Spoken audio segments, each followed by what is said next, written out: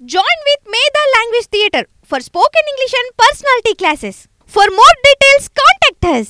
నిన్న మధ్యాహ్నం బ్రాహ్మణపల్లి గ్రామంలో వైఎస్ఆర్సీపీ సోషల్ మీడియా గురజాల నియోజకవర్గ కన్వీనర్ వెన్నా రాజశేఖర్ రెడ్డి, అలాగే అక్కడ సర్పంచ్ తనయుడు మాబు ఇద్దరు కూడా సర్పంచ్కి బాలేకపోతే ఏదైతే మాబు వాళ్ళ నాన్న అక్కడ సర్పంచ్ బ్రాహ్మణపల్లి చూడ్డానికి పోయారు.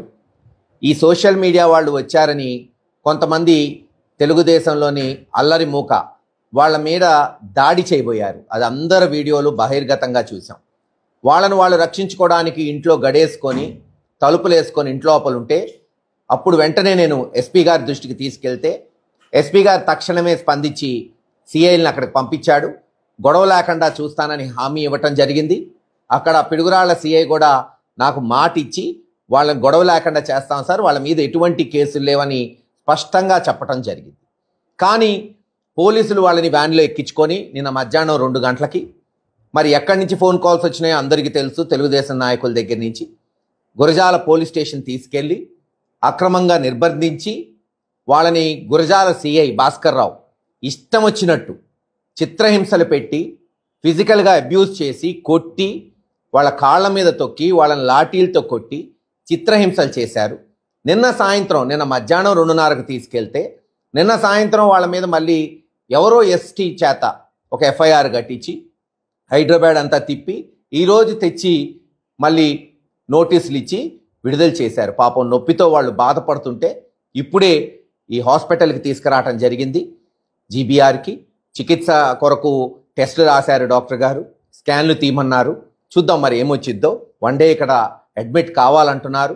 ఈ విషయం జగన్మోహన్ రెడ్డి గారి దృష్టికి కూడా తీసుకెళ్ళాం. ఆయన బుధవారం వాళ్ళని తీసుకురమ్మన్నాడు. లీగల్ టీంను కూడా అక్కడికి పిలుస్తానన్నాడు. లాయర్స్ అందరినీ, ఏదైతే వైఎస్ఆర్సీపీ లీగల్ టీం ఉందో వాళ్ళతో చర్చించి ఎవరైతే అక్రమంగా ఈ సోషల్ మీడియా వాళ్ళని కొట్టారో, సిఐ భాస్కర్ రావు ఇతర పోలీసు ఎవరైతే దాంట్లో పాలు పంచుకున్నారో మరి వాళ్ళ మీద ఎటువంటి చర్యలు ఉంటాయో జగన్మోహన్ రెడ్డి గారు ఆ లాయర్స్తో డిస్కస్ చేస్తానని చెప్పారు. అంతేకాదు, ఇంకా అన్యాయం ఏంటంటే ఈ సోషల్ మీడియా వాళ్ళని బెదిరించటం. మీరు కనుక మేము కొట్టామని చెప్తే మీ మీద గంజాయి కేసు పెడతాం, రేప్ కేసు పెడతాం, మర్డర్ కేసు పెడతాం. ఒకటే చెప్తున్నా పోలీస్ వారికి, ఏ ప్రభుత్వం శాశ్వతం కాదు. మీరేదో అనుకుంటున్నారేమో, ఈ ప్రభుత్వం వచ్చింది ఓ 10 ఏళ్ళు 20 ఏళ్ళు ఉంటుందండి. 5 ఏళ్లే ఏ ప్రభుత్వానికి ఇచ్చినా టైము. జగన్మోహన్ రెడ్డి గారు మళ్ళీ ఖచ్చితంగా వస్తాడు, గుర్తుపెట్టుకోండి. ఆ రోజున మీరు ఎన్ని కేసులు పెడితే అన్నిటికి 10 రెట్లు కేసులు ఏ ప్రభుత్వం అయినా పెట్టచ్చు.